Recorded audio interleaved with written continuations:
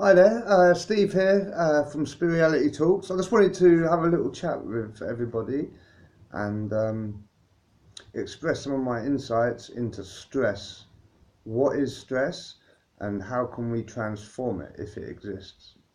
Now, I say if it exists because we assume it exists. We've heard it throughout our lives. A lot of people have spoken to us about stress and have appeared to be expressing stress or to be in a state of stress. First of all, let's look at stress and what is it? First of all, does it exist? Is it a thing?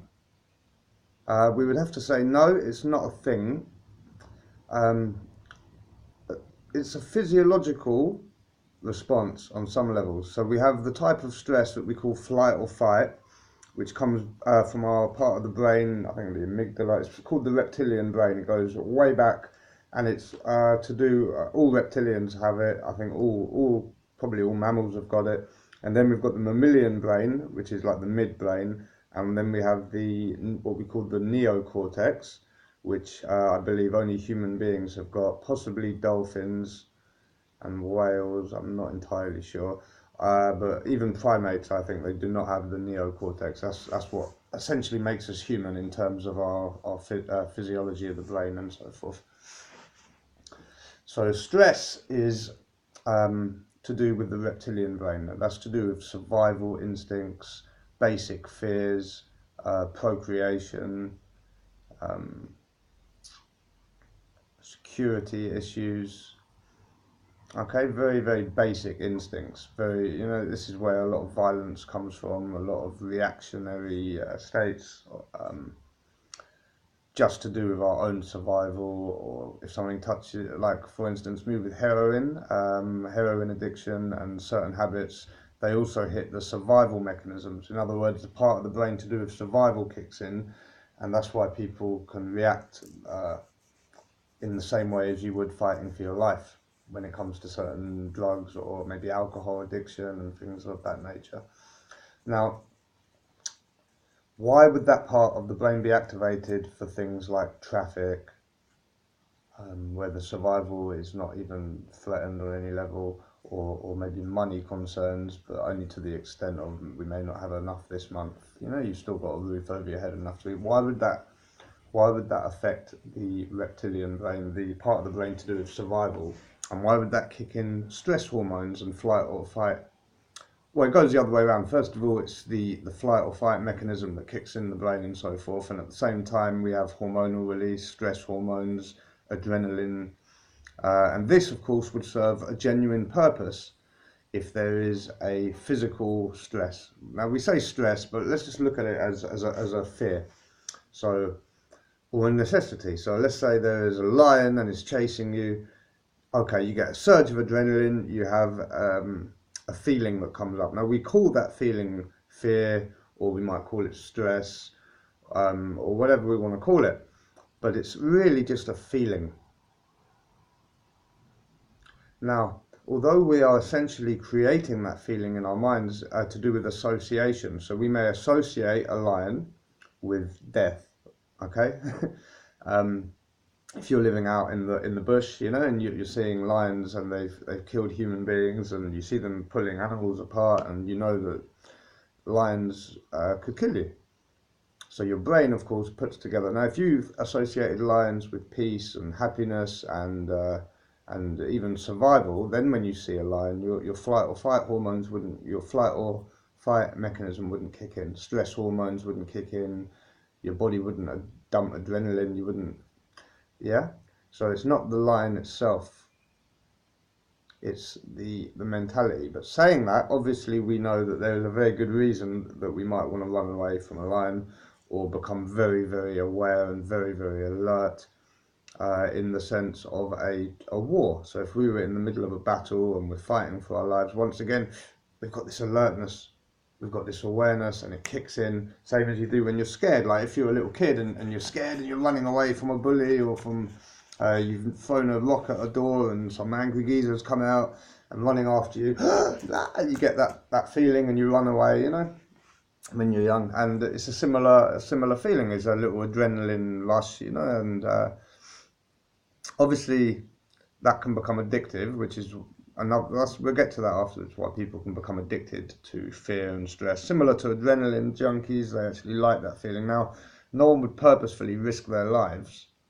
Okay, no one would purposefully put themselves in a situation where they're going to die,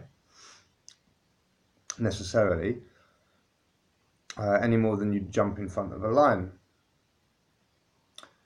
But when we know we're safe and we go in, yeah, there's still a physiological response. Sorry, I lost my train of thought a little bit there. But yeah, so flight or fight situation kicks in, lions after us, or we're in the middle of a war, there's something, and it lasts for as long as it lasts, and then it's over with. We're not in that situation anymore. We have a sigh of relief, we get back to our camp or to our village, and we have a nice chill out, and we've got a little story to tell around the campfire, and that's the end of it. But in the West and how we look at stress, it's a continuing, oh, I'm stressed, I've been stressed for days, or I've been stressed for weeks, this is never going to end, and we carry it with us. If we have got a financial problem that's lasting for a couple of weeks, we might carry that stress with us for 2 weeks. Now, what is that carrying? What do I mean by that? Really, it means a repeat of our physiological response. So we're getting a repeat of this adrenaline, this cortisol, and probably the thoughts associated with it. But so we're creating something with our minds. Now, we can obviously allow stress to disappear with our minds, but by looking at something in a different way, transforming the way that we're looking at something. Similarly to someone who is hypnotized to believe that lions will feed you and look after you, and then you put you in front of the lion, that mechanism won't kick in. You won't be stressed. Okay, so then it serves a purpose. Okay, when our lives are truly in danger and so forth, it's a physiological response, and it's a response to something that is quite rightly a danger to our body. Yeah, so the body gives you the chemicals it needs to fight for your life or to run for your life, hence flight or fight mechanism in the brain. Okay, now clearly our lives are not in danger when someone's hooting a horn at us, or we're in a bit of traffic, or someone's just had a little argument with us. So it's to do with habits that we've built up in our minds, where we associate fear with certain things, or fear of lack of security, fear of not having enough. And these can be genuine fears, but it's not a reason for stress. We don't need to run or fight. Yeah, we're in a different set of circumstances. So this mechanism, which served the purpose when we were living a certain type of life, it's no longer serving its purpose when we've got things to do in an office, or we're in a house, or we're in a car, you know. So how do we get out of this habit pattern of either associating fear with traffic, you know, with any of these things? What's really going on? We're creating it in our minds. We're creating it in our minds.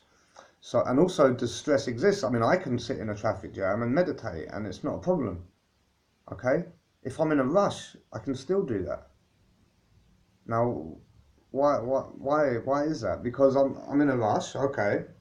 Now, I've reasoned it out. I've changed the way I've thought of it, I suppose. So it hasn't become a habit now to go, I've got to get there. There's all this traffic. Yeah, there's not that habit anymore, because I've transformed the way I've thought about it. Yeah. So now I'm in a traffic jam and I'm in a rush. I can't do anything about it. I'm not going to get out of the car and run. I'm in the traffic jam. I'm going to sit there. Fuck all I can do about it. Okay. That's it. Meditate. Relax. Talk to someone. Make the most of the moment.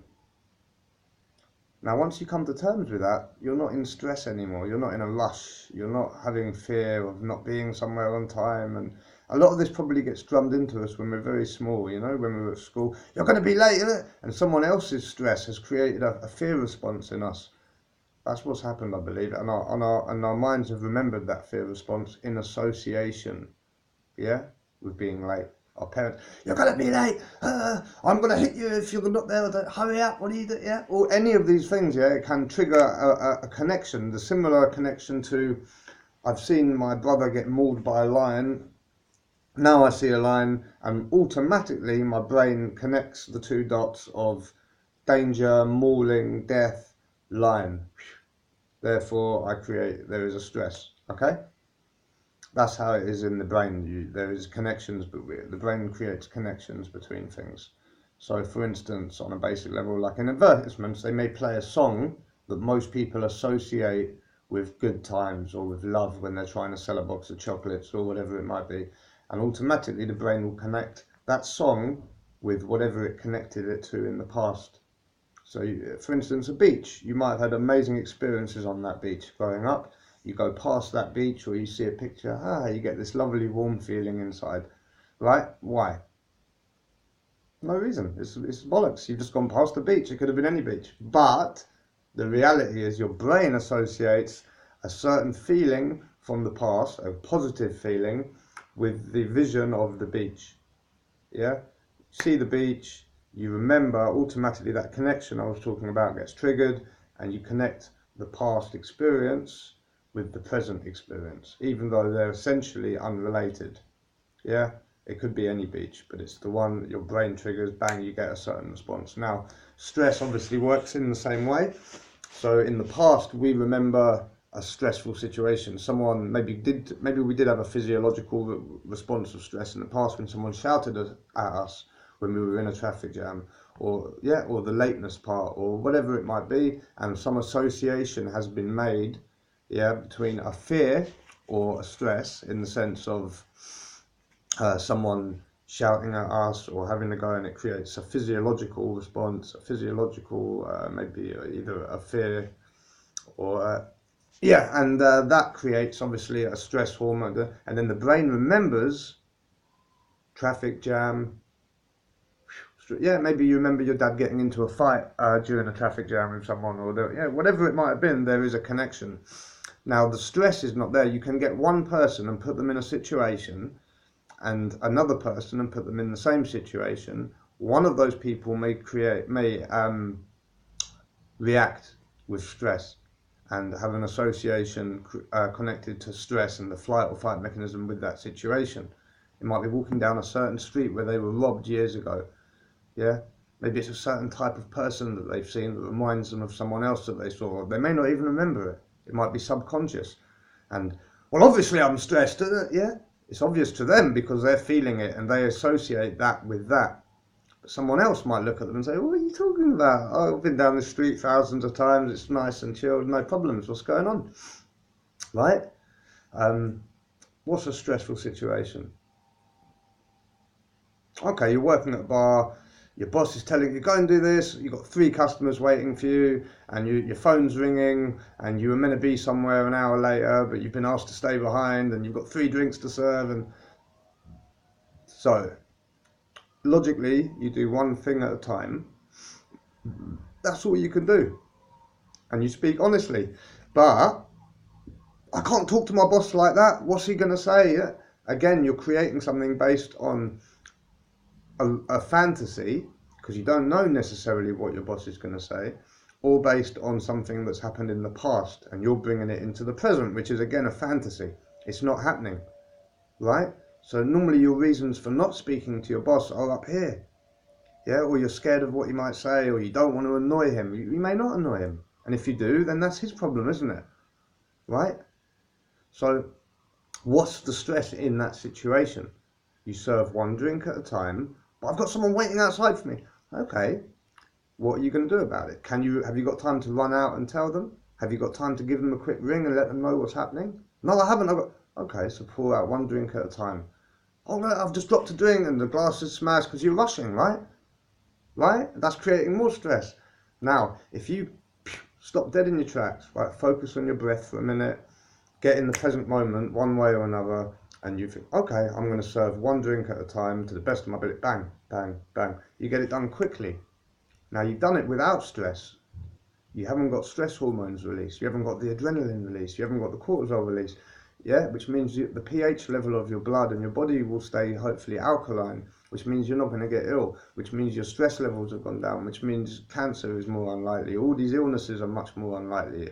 Stress causes a lot of illnesses by changing the actual chemical structure of the body and the brain and the blood chemistry. Okay?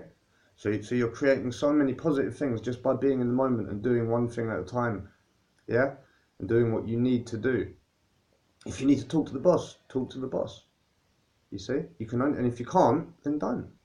But when we're up here and we're fantasizing about all these negative things that may or may not happen, your brain and body doesn't know the difference. So if you've got an association with that happening and stress, and you're creating that situation in your head which you associate with stress, you're going to get that connection, but it's not happening.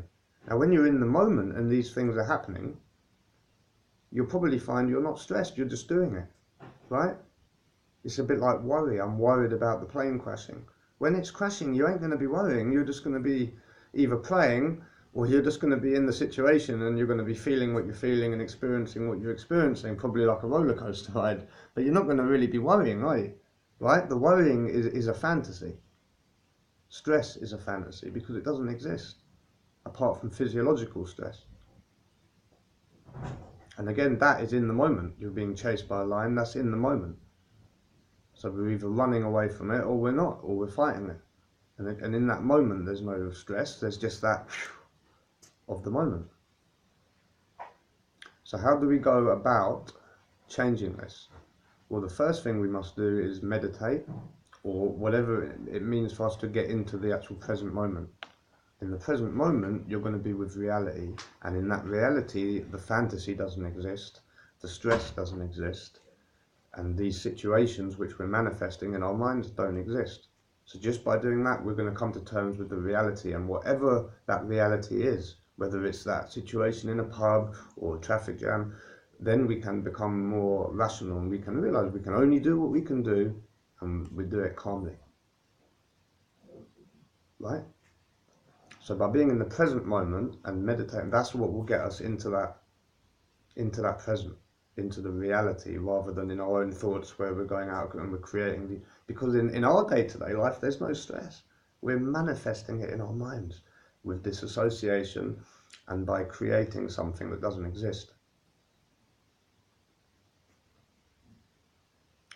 So if we're going to think about anything and we're going to manifest something with our thoughts, let's get in charge, let's get in control of it and think to ourselves, what do I want to see? Right? So instead of thinking of a plane crashing, picture yourself getting to this nice place and maybe what the holiday is going to be like, or you can, what would you like to happen? And then you can picture this and you can create this. And then what will happen is your physiological system will also change. So instead of producing stress hormones, you may produce dopamine or different hormones created with positivity and happiness, or at least you'll be content. And again, when we're content, we're going to make the best possible decisions. So if someone, you say, why are you stressed? Oh, I've got to get this done. Okay, well, you're going to get it done much better when you're relaxed and when you're in the present moment. Okay? So we're going to leave it there for now. Thank you very much. Steve out.